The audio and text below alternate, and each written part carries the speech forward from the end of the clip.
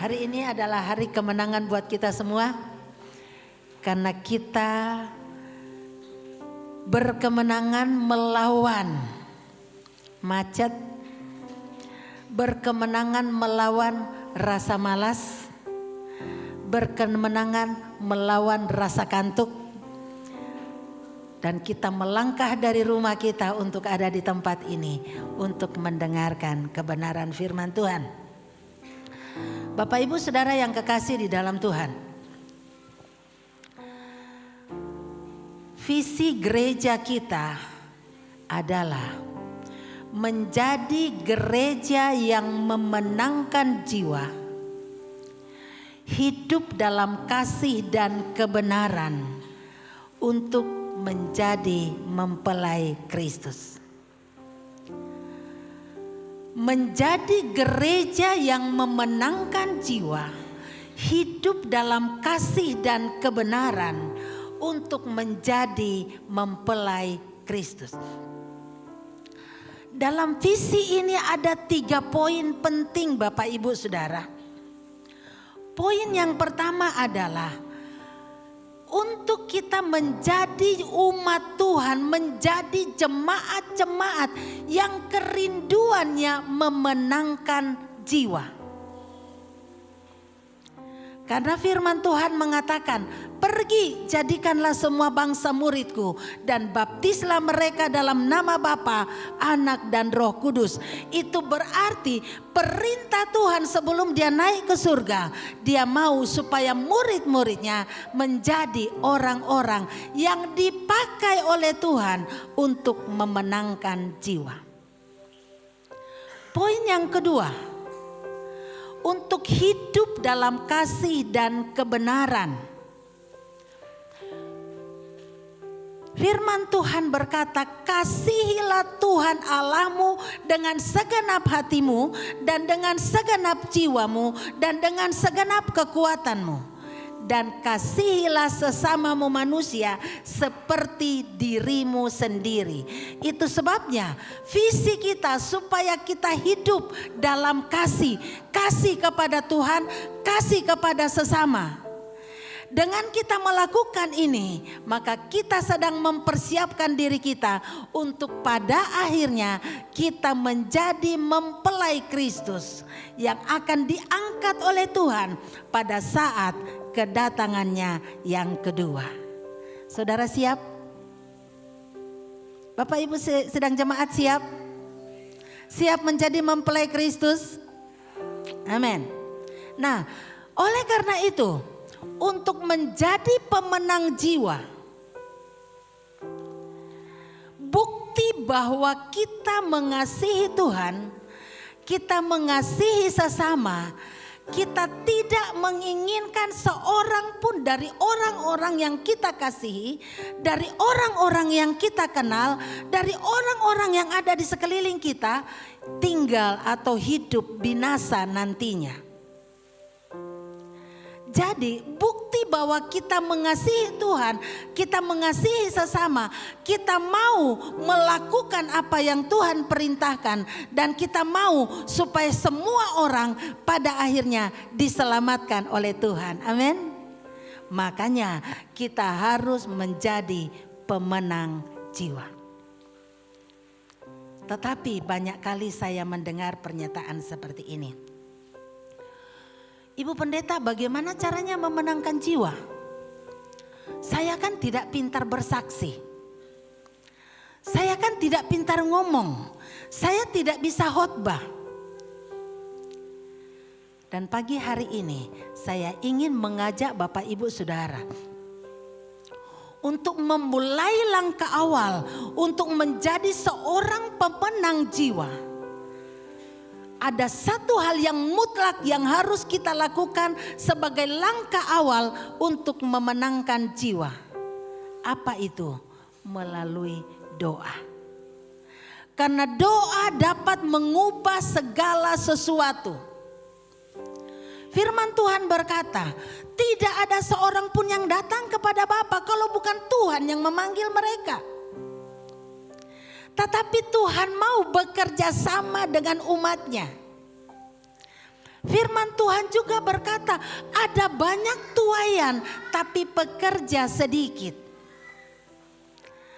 Nah, kita inilah yang dipanggil oleh Tuhan untuk menjadi pekerjanya.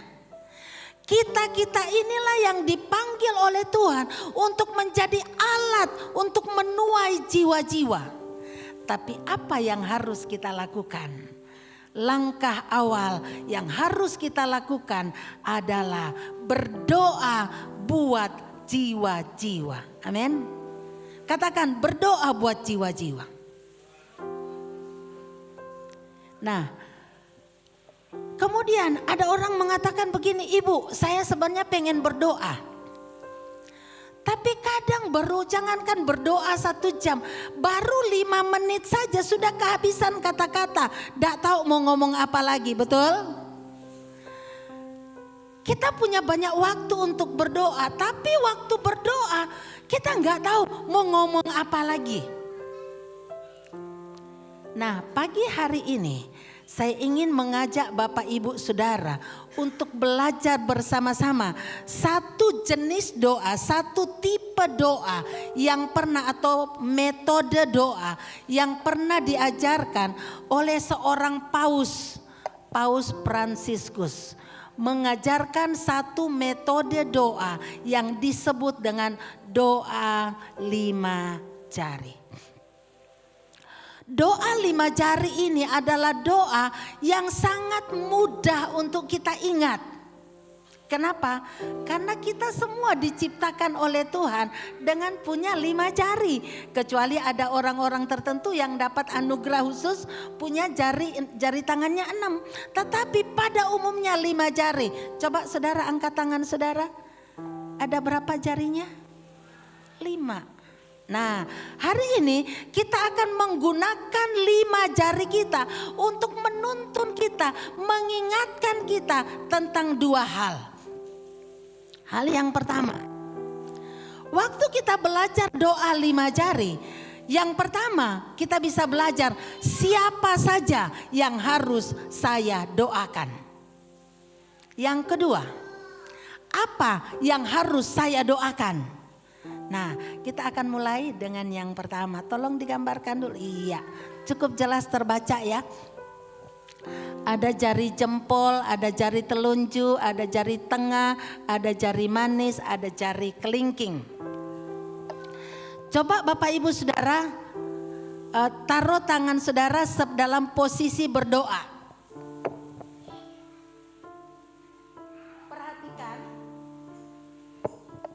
Jari yang paling dekat dengan saudara jari apa? Jari jempol. Waktu kita lipat tangan berdoa begini, maka jari yang terdekat dengan kita adalah jari jempol. Itu mengingatkan kita bahwa orang yang harus kita doakan adalah mulai dari orang-orang yang terdekat dengan kita. Orang-orang yang kita sayangi, orang-orang yang terdekat dengan kita siapa saja? Yang terdekat dengan kita, istri, suami, anak, teman, pacar, sahabat. Itu adalah orang-orang yang terdekat dengan kita. Nah, bayangkan saudara. Waktu saudara berdoa, baru ingat 1 jari. Oh, orang-orang yang terdekat dengan saya adalah ini. Mulai daftarkan. Ingat, saya berdoa buat mama, berdoa buat papa, berdoa buat kakak, berdoa buat adik, berdoa buat suami, berdoa buat istri. Bayangkan, kalau satu doa, 1 orang saja saudara doakan. Ya enggak usah 2 menit lah, 2 menit lah ya, doakan 2 menit. Kalau saudara mendoakan 10 orang, sudah berapa menit saudara bisa berdoa? Sudah 20 menit karena ada 10 orang. Kalau 20 orang yang masuk orang terdekat saudara yang saudara doakan, sudah berapa lama? 40 menit.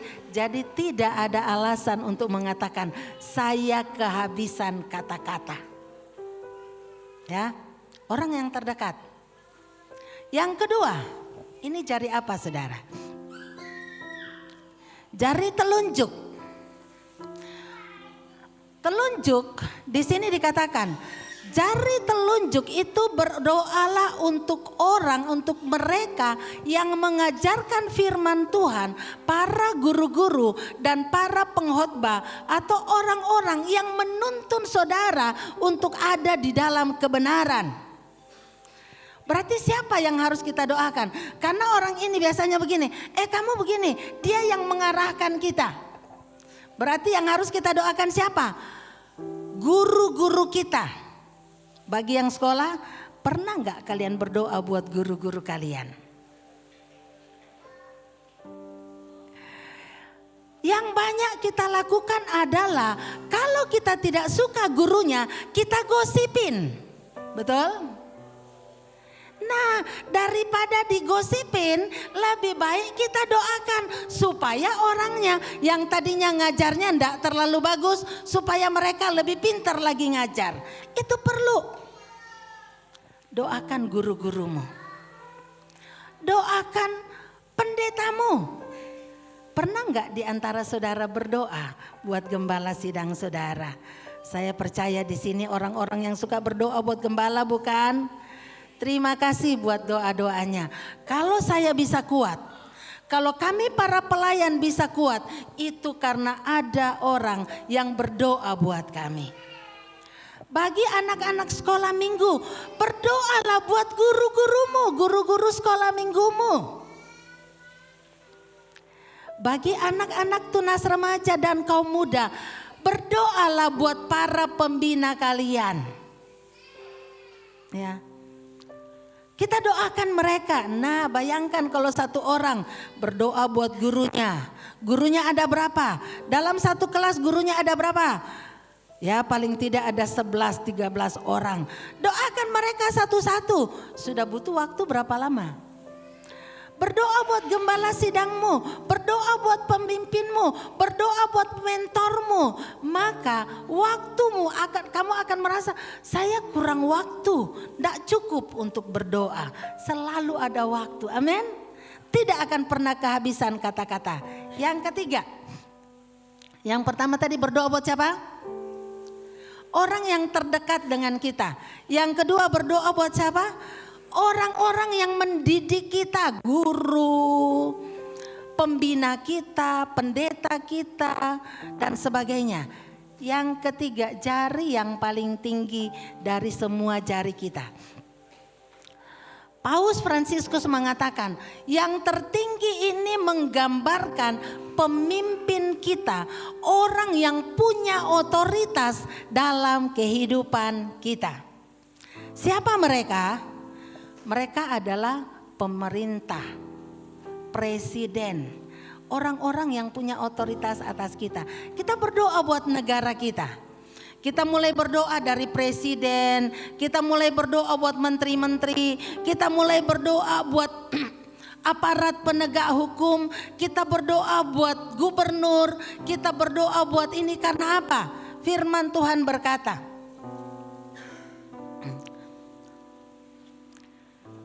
di dalam 1 Timotius 2 ayat 1 sampai 2.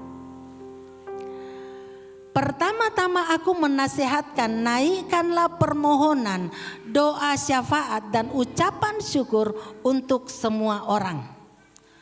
Untuk raja-raja dan untuk semua pembesar, agar kita dapat hidup tenang dan tentram dalam segala kesalehan dan kehormatan. Tuhan memerintahkan kita untuk berdoa bagi pemimpin-pemimpin kita, bagi raja-raja kita, bagi bos kita, umpamanya yang bekerja. Pernah nggak berdoa buat pemimpinmu? Yang kerja di perusahaan, pernah nggak berdoa untuk pemimpin perusahaan supaya apa? Waktu pemimpin perusahaan diberkati, perusahaannya diberkati, maka karyawannya bagaimana saudara? Karyawannya juga diberkati. Ya, saya melihat ada beberapa perusahaan Salah satu perusahaan yang saya tahu setiap tahun, dan itu adalah perusahaan yang salah satu yang saya tahu perusahaan yang didirikan oleh salah satu dari dulu anak sekolah minggu di sini. Setiap tahun kalau perusahaannya untung, dia bagi-bagi keuntungan. Jadi dia bawa pegawainya pergi jalan-jalan. Dia bawa pegawainya yang berprestasi, dibawa pergi, dikasih bonus jalan-jalan yang mungkin kalau pribadi sendiri mungkin tidak akan bisa kita lakukan. Karena perusahaannya diberkati. Jadi berdoalah untuk pemimpinmu, untuk pimpinanmu. Amin. Itu yang ketiga. Yang pertama siapa? Orang terdekat. Yang kedua, para pengajar kita, guru dan sebagainya. Yang ketiga, para pemimpin kita, negara dan sebagainya, atasan kita. Pernah nggak berdoa buat atasan saudara? Kalau belum pernah, mulai sekarang katakan, mulai hari ini saya mau berdoa buat atasan saya. Apapun agama mereka, saya mau berdoa. Yang keempat, jari manis. Si manis, tapi bukan si manis jembatan Ancol. Ya, si manis. Dikatakan bahwa jari manis biasanya paling lemah. Berdoalah untuk mereka yang sedang menderita atau yang sedang ada di dalam kesulitan. Yakobus pasal 3 ayat 13 sampai 16, tolong dibacakan. Kalau ada seorang di antara kamu yang menderita, baiklah ia berdoa. Kalau ada seorang yang bergembira, baiklah ia menyanyi. Kalau kita lagi bergembira, menyanyilah. Kalau kita lagi menderita, kita lagi susah, berdoalah. Tapi alangkah baiknya kalau lagi susah juga bisa menyanyi. Itu artinya mengucap syukur dalam segala keadaan. Kalau ada di antara kamu yang sakit, baiklah ia memanggil para penatua jemaat supaya mereka mendoakan dia serta mengolesnya dengan minyak dalam nama Tuhan. Dan doa yang lahir dari iman akan menyelamatkan orang sakit itu dan Tuhan akan membangunkan dia. Dan jika ia telah berbuat dosa, maka dosanya itu akan diampuni. Karena itu hendaklah kamu saling mengaku dosamu dan saling mendoakan supaya kamu sembuh. Dan orang yang benar, doa orang yang benar bila dengan yakin didoakan sangat besar kuasanya. Jari manis mengingatkan kita kepada orang-orang yang lemah. Jari manis mengingatkan kita kepada orang-orang yang menderita. Jadi waktu kita mau berdoa, kita ingat siapa kenalan kita, keluarga kita yang sedang menderita. Sebutkan nama mereka di dalam doa-doa saudara. Yang terakhir, jari kelingking. Jari kelingking yang terkecil dari semua jari kita. Jari kelingking ini mengingatkan kita tentang betapa kecilnya kita di hadapan Tuhan. Dan jari kelingking mengingatkan kita bahwa selain berdoa buat orang terdekat, berdoa buat para pembimbing saya, berdoa buat pemimpin saya, berdoa untuk orang-orang yang punya kebutuhan khusus, maka sekarang saya berdoa untuk kebutuhan saya pribadi. Pertanyaannya, dalam praktek selama ini, yang paling banyak mewarnai doa kita apa saudara? Biasanya untuk keperluan diri sendiri. Makanya tidak heran kita kehabisan kata-kata karena hanya untuk diri sendiri. Kalau pergumulan kita banyak, masalah kita banyak, kita bisa berdoa lama-lama karena banyak kita curhat sama Tuhan. Tapi kalau masalah kita semuanya aman-aman, hidup kita aman-aman, kita kehabisan kata-kata. Karena apa? Hanya berdoa untuk diri sendiri. Saya yakin kalau kita mempraktekkan 5 jari, doa 5 jari dengan mengingat siapa yang akan saya doakan, saya yakin sejam juga kurang, saudara. Betul? Coba bayangkan. Saudara berdoa untuk orang terdekat saudara 10 orang. Berdoa untuk guru-guru saudara minimal 10 orang. Berdoa buat para pemimpin kita 10 orang.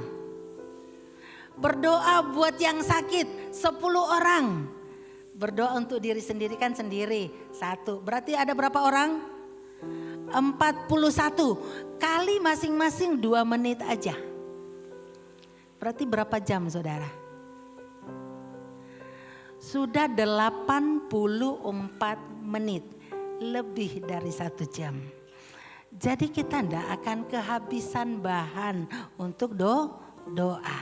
Nah, itu pelajaran yang pertama yang bisa kita dapatkan dari belajar doa 5 jari. Siapa yang akan kita doakan? Pelajaran yang kedua yang bisa kita dapat dari pelajaran doa 5 jari adalah apa yang harus kita doakan, atau doa kita itu isinya apa sih? Kalau saya berdoa buat orang tua, apa yang harus saya doakan? Kalau saya berdoa buat orang terdekat, apa yang harus saya doakan? Nah, ini yang harus ada di dalam doa-doa kita. Kita kembali kepada 5 jari kita. Kita punya jari jempol. Biasanya dalam kehidupan sehari-hari, jari jempol ini untuk apa, saudara?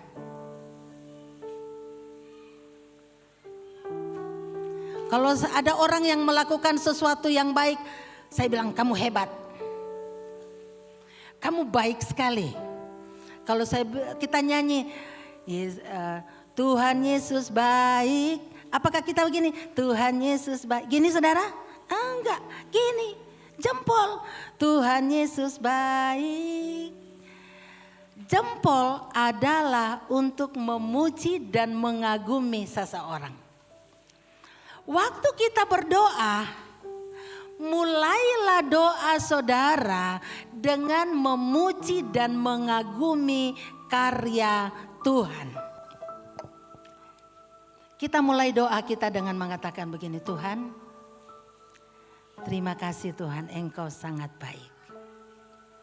Tuhan, terima kasih buat pertolongan-Mu dalam kehidupanku. Saudara bisa mengucapkan apa saja di mana saudara mengucapkan syukur kepada Tuhan. Saudara mengagumi karya Tuhan. Saudara juga mengatakan, Tuhan, Engkau yang sudah memelihara saya. Engkau yang sudah mencukupi kebutuhan saya. Tuhan, terima kasih. Siapa lagi yang harus kita kagumi?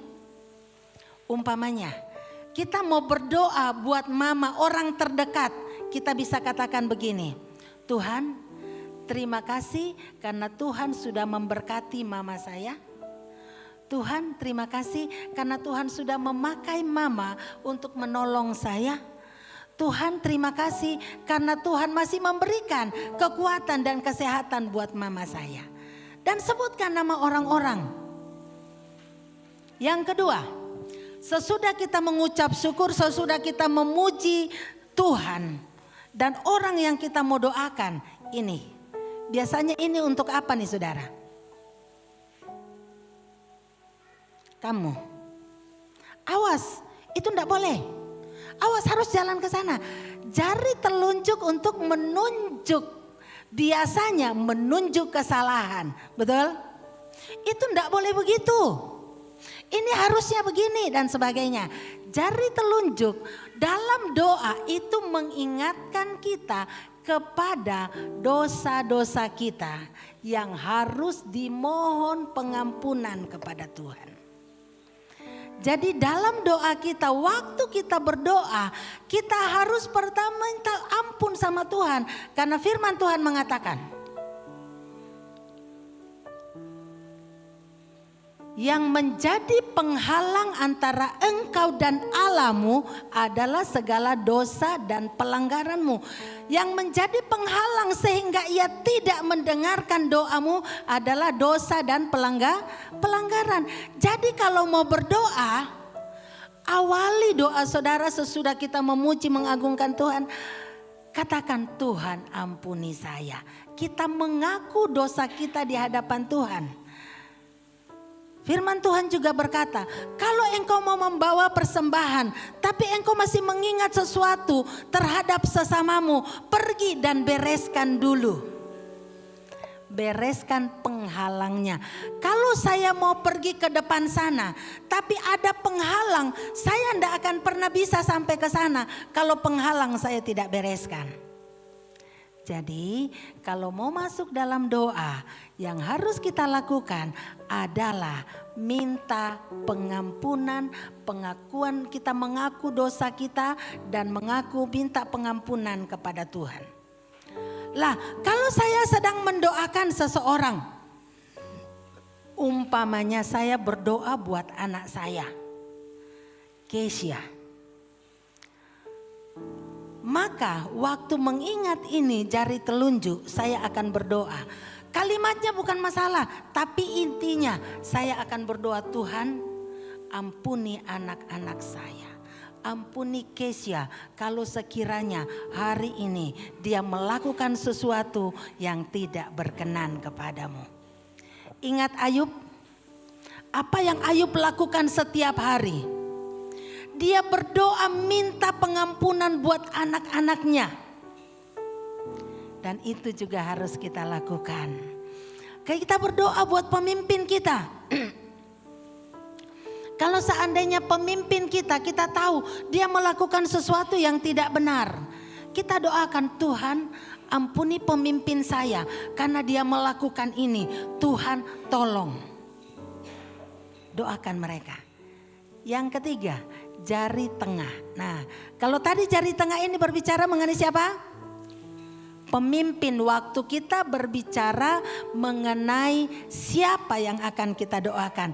Tapi waktu kita berbicara mengenai apa yang harus kita doakan, maka ini mengingatkan kita kepada Roh Kudus. Kita tahu bahwa setiap orang tidak akan pernah menyadari kesalahannya kalau Roh Kudus tidak mengingatkan dia. Pernah nggak saudara mengalami? Saudara sudah tahu persis ini orang kok melakukan kejahatan, melakukan pelanggaran, sudah menyakiti orang, tapi dia terus merasa tidak bersalah. Pernah nggak saudara? Banyak kali ya. Dia sudah menyakiti saya loh. Jelas-jelas dia sudah menyinggung perasaan saya. Tapi kok dia sama sekali tidak merasa bersalah. Karena apa? Hati nuraninya tumpul. Yang bisa menyadarkan seseorang tentang kesalahan adalah Roh Kudus. Karena pekerjaan Roh Kudus adalah menginsapkan dunia akan dosa. Jadi waktu kita berdoa untuk seseorang, kita berdoa begini, Tuhan biar Roh Kudus-Mu bekerja di dalam hatinya. Supaya dia menyadari bahwa dia perlu Tuhan. Biar Roh Kudus-Mu bekerja supaya apa? Hatinya dilembutkan. Kalau sudah Roh Kudus yang bekerja, sekeras apapun hati seseorang, Tuhan dia pasti bisa berubah. Untuk memenangkan jiwa. Orang-orang yang belum mengenal Tuhan tidak menyadari bahwa mereka perlu Tuhan. Bahkan Alkitab mengatakan ada jalan yang disangka lurus tetapi ujungnya menuju kepada kebinasaan. Dan mereka tidak tahu bahwa sebenarnya jalan yang mereka tempuh adalah jalan yang salah. Bahkan kalau kita dengan kekuatan kita sendiri berbicara kepada mereka dan mengatakan jalanmu itu salah, yang ada kita kena tampar. Benar saudara? Tapi kita berdoa supaya Tuhan bekerja di dalam hatinya sehingga akhirnya orang itu akan sadar bahwa dia salah dan dia sadar bahwa dia perlu Tuhan. Amin. Jadi perlu Roh Kudus mengingatkan. Yang pertama pujian, yang kedua meminta ampun atas dosa. Tetapi supaya orang sadar dosanya, supaya orang sadar kesalahannya, kita perlu minta Roh Kudus bekerja dalam hidupnya. Jari yang keempat, jari manis biasanya untuk apa saudara? Ya. Biasanya kalau orang menikah, taruh cincinnya di mana? Di jari manis. Ada yang bilang enggak, tapi sekarang cincin pernikahan saya enggak di jari manis, di jari tengah. Karena apa? Mungkin waktu dia menikah, dia gemuk. Terus setelah ini kurus, jadi jarinya menjadi kecil. Kalau ditaruh di jari manis, melorot, dipindahin ke jari tengah. Tapi pada dasarnya pertama di jari manis. Ini mengingatkan kita kepada kasih karunia Tuhan. Kasih karunia Tuhan yang akan membuat seseorang, mengangkat seseorang menjadi keluarga Allah. Jadi kita berdoa supaya Tuhan punya belas kasihan kepada orang-orang itu, supaya mereka akhirnya menerima Tuhan. Kita berdoa belas kasihan Tuhan supaya orang-orang yang sakit bisa disembuhkan. Kita berdoa minta belas kasihan Tuhan supaya mereka yang terpuruk, mereka yang kekurangan menikmati berkat Tuhan. Dan itu semua karena kasih karunia Tuhan. Makanya kadang kalau kita berdoa, Tuhan biarlah belas kasihan-Mu turun atas mereka. Supaya mereka diselamatkan, supaya mereka dicukupkan. Dan yang terakhir, jari kelingking.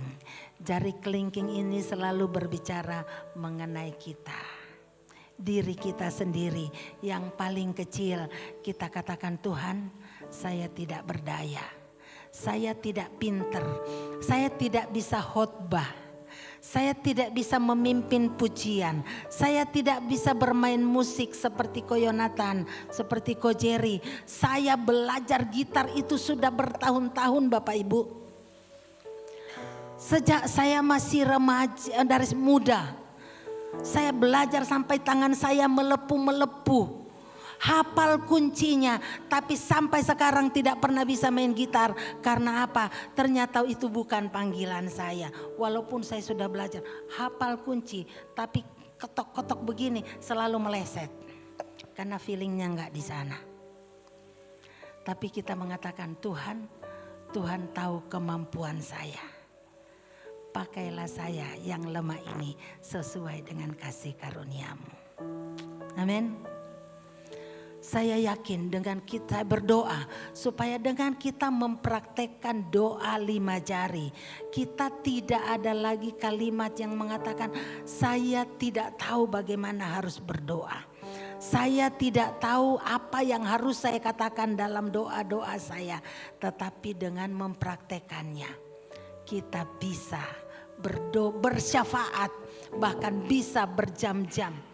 Kadang kita berpikir, kenapa ya ada orang bisa berjam-jam berdoa? Karena ini mereka punya daftar doa. Mereka punya daftar orang terdekat. Mereka punya daftar guru-guru mereka, pembina-pembina mereka. Mereka punya daftar pemerintah-pemerintah yang harus didoakan. Mereka punya daftar dan sebagainya. Dan mereka tahu agenda doa yang akan dinaikkan. Maka mereka akan menjadi pendoa-pendoa syafaat. Amin. Di gereja ini kami mengundang Bapak Ibu jemaat untuk masuk dalam kelompok doa. Kita ada doa di sini setiap hari Kamis jam 1 siang. Datanglah dan berdoa. Kalaupun saudara tidak bisa karena jam 1 orang masih kerja, yang anak-anak muda masih sekolah, ambil waktu di rumah.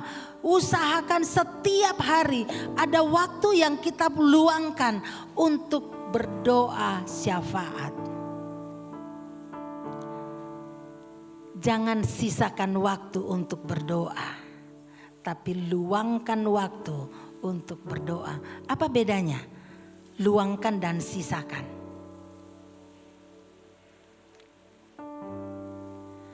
Luangkan artinya memang kita agendakan jam sekian kita berdoa.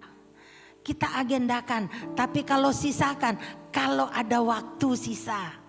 Kalau tidak capek kita berdoa, tapi kalau sudah habis waktu, sudah capek kita tidak berdoa.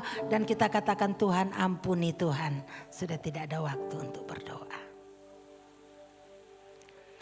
Mau menjadi jemaat yang memenangkan jiwa, mulai startnya dari doa. Amin.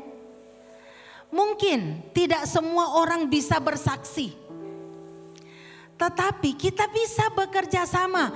Ibu-ibu, emak-emak yang sudah mungkin tidak sanggup bekerja lagi, tidak punya banyak waktu untuk bekerja di luar, sementara kita punya banyak waktu di rumah. Gunakan waktu sebanyak-banyaknya untuk menjadi pendoa syafaat. Berdoa buat jiwa-jiwa. Maka jiwa-jiwa itu ada orang lain yang akan menginjili mereka. Firman Tuhan berkata, ada yang menabur, ada yang menyiram, Tuhan yang memberi pertumbuhan. Ibu-ibu yang mungkin sepuh-sepuh, yang sudah tidak bisa kemana-mana, punya banyak waktu di rumah, berdoa untuk jiwa-jiwa. Bapak ibu sedang menggemburkan tanah. Waktu kita berdoa untuk jiwa-jiwa yang belum mengenal Tuhan, kita sedang menggemburkan tanahnya. Tanahnya sudah gembur, ada orang yang datang bersaksi, hanya ngomong aja sedikit, mereka langsung terbuka karena tanahnya sudah gembur. Dan cara untuk menggemburkan tanah adalah melalui doa. Amin. Katakan, saya mau berdoa. Saya mau mengambil bagian dalam doa syafaat. Karena itu adalah pelayanan yang bisa dilakukan oleh semua orang, termasuk orang yang sudah jompo sekalipun. Amin. Mari kita akan tunduk kepala. Kita akan nyanyikan satu pujian. Doa mengubah segala sesuatu.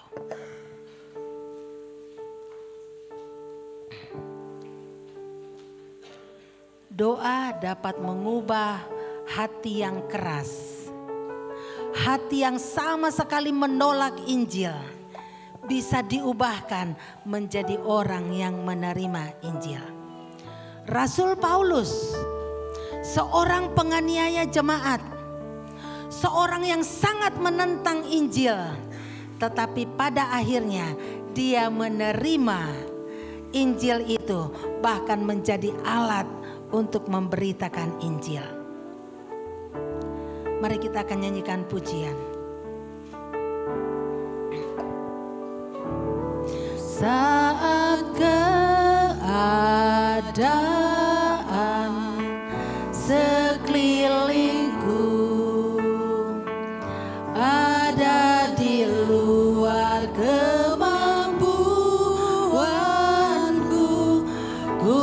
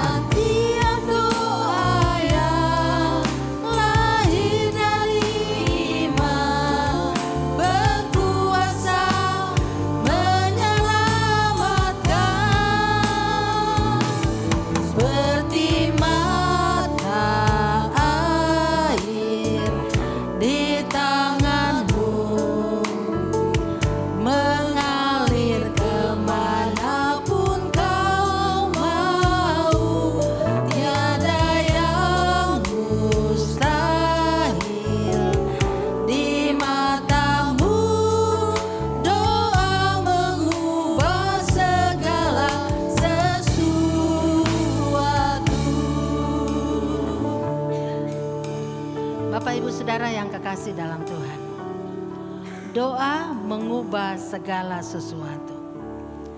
Dan saat ini kita mau menaikkan doa-doa kita. Kita juga mau mengambil bagian dalam perjamuan kudus untuk memperingati hari di mana kasih Kristus dinyatakan secara luar biasa. Mari kita akan berdoa. Bapa Surgawi, pada pagi hari ini Tuhan, kami mengucap syukur kepadamu karena Engkau terlalu baik bagi kami. Kami mengucap syukur untuk anugerah-Mu dan kasih-Mu yang begitu besar. Kami mengucap syukur untuk orang-orang yang ada di sekeliling kami yang Tuhan tempatkan untuk bekerja bersama-sama dengan kami. Biarlah Tuhan akan terus ada di tengah-tengah kami.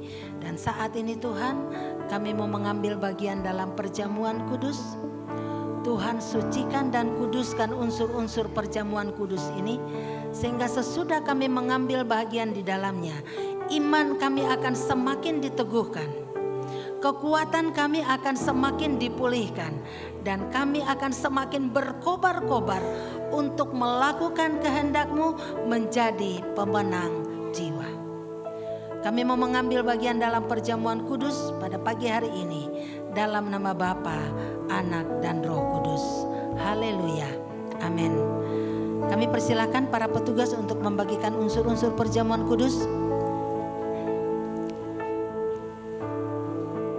Kita akan menyanyikan pujian Satu Dalam Roh-Mu, Satu Dalam Kasih-Mu.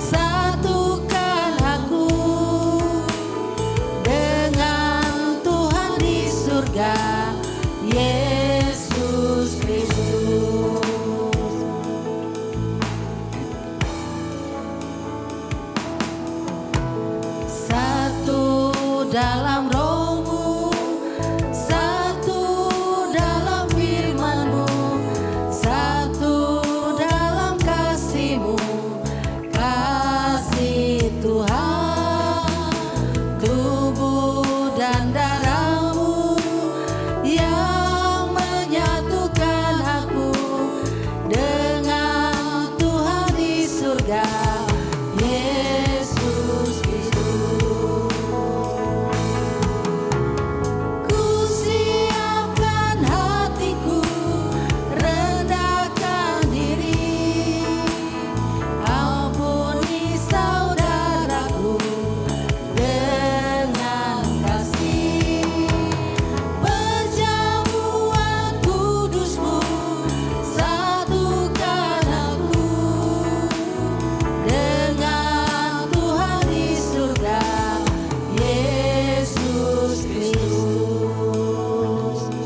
Mari saya undang Bapak Ibu Saudara untuk bangkit berdiri.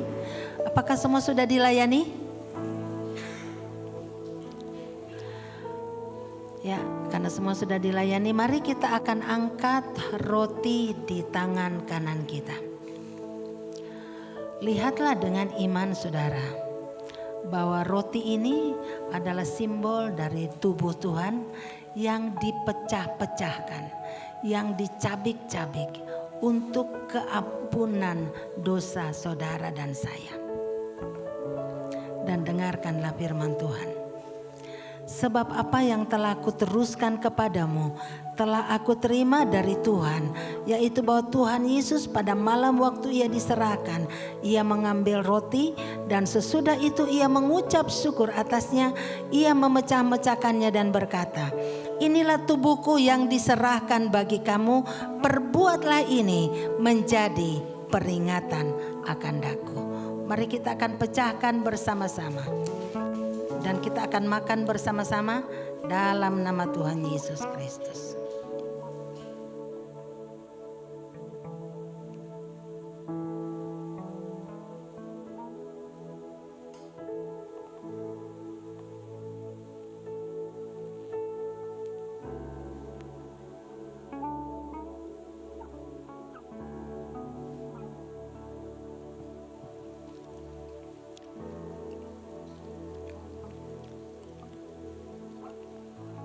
Kita akan mengangkat cawan di tangan kanan kita.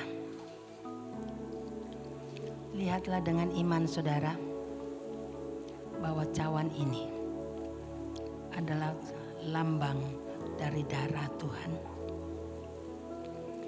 Darah orang yang tidak berdosa, tetapi dijadikan berdosa karena dia menanggung segala dosa-dosa kita. Darah Tuhan mengalir dari setiap luka yang diakibatkan oleh pukulan, cambukan yang berlubang paku. Semuanya itu dia tanggung karena kasihnya buat saudara dan saya. Dan dengarkanlah firman Tuhan.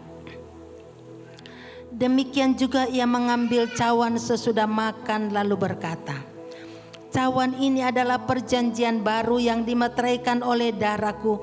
Perbuatlah ini setiap kali kamu meminumnya menjadi peringatan akan daku. Mari kita akan minum bersama-sama dalam nama Tuhan Yesus Kristus.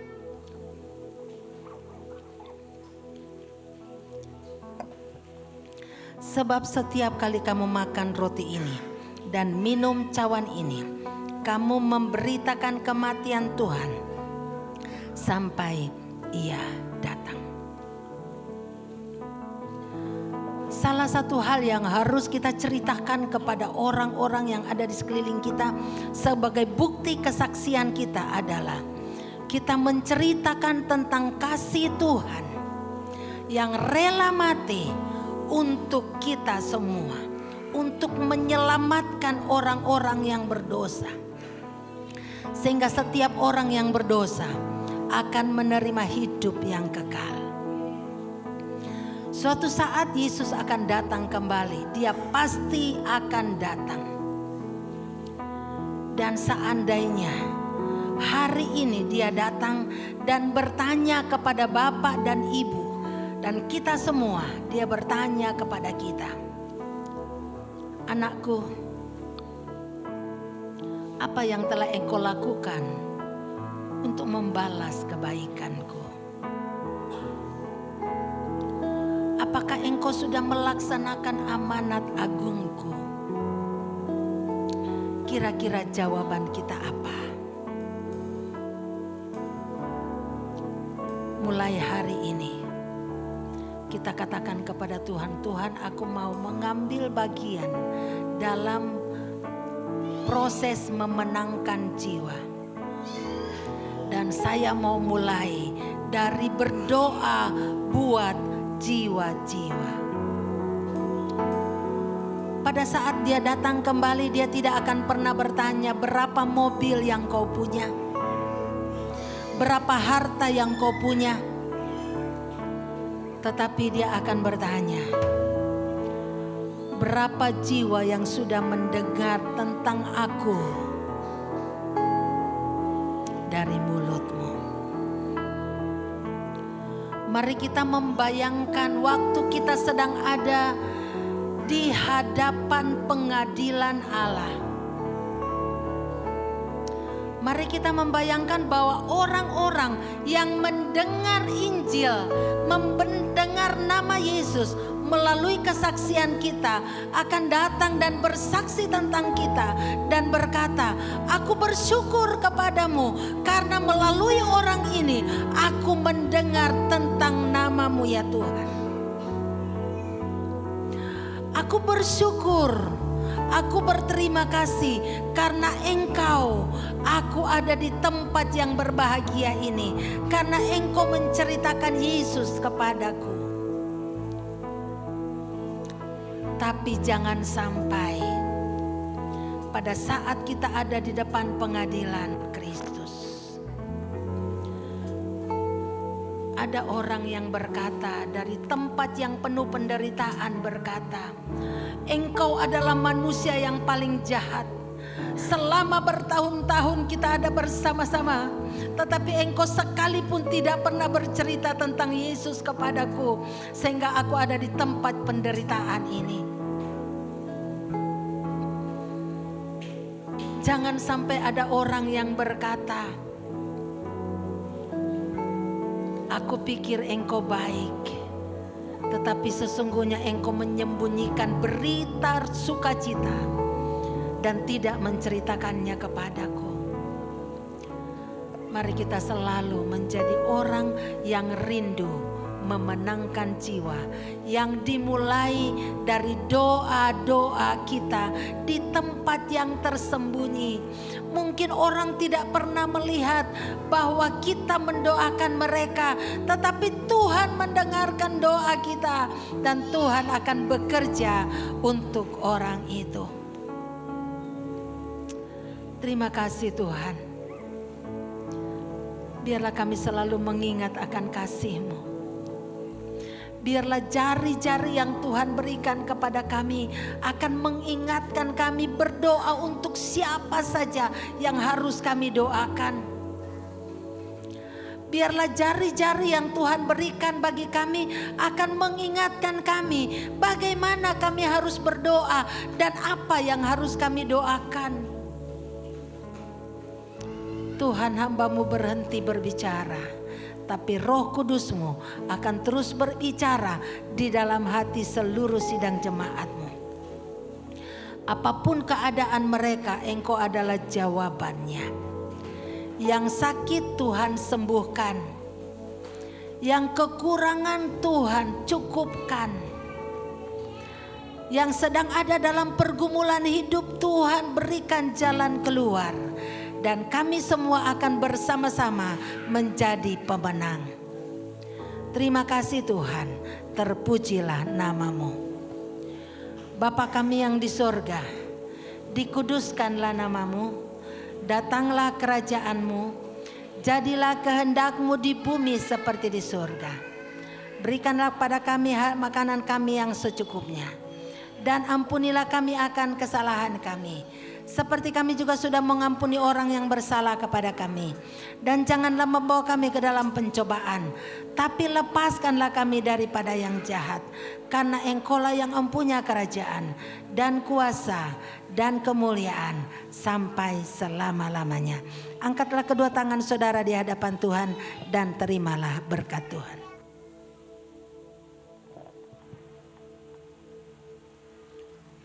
Tuhan memberkati engkau dan melindungi engkau. Tuhan menyinari engkau dengan wajah-Nya dan memberi engkau kasih karunia.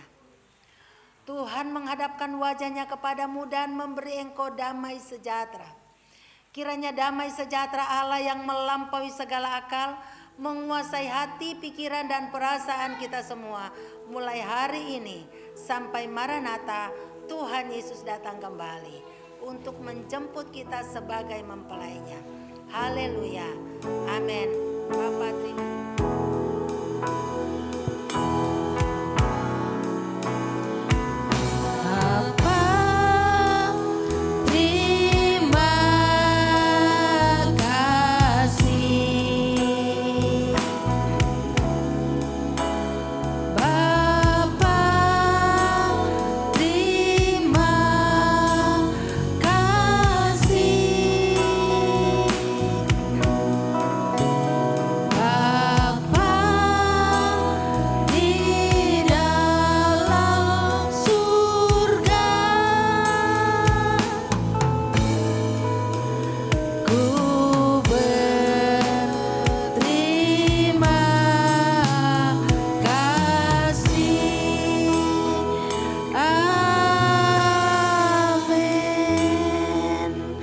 Selamat pagi, silakan duduk.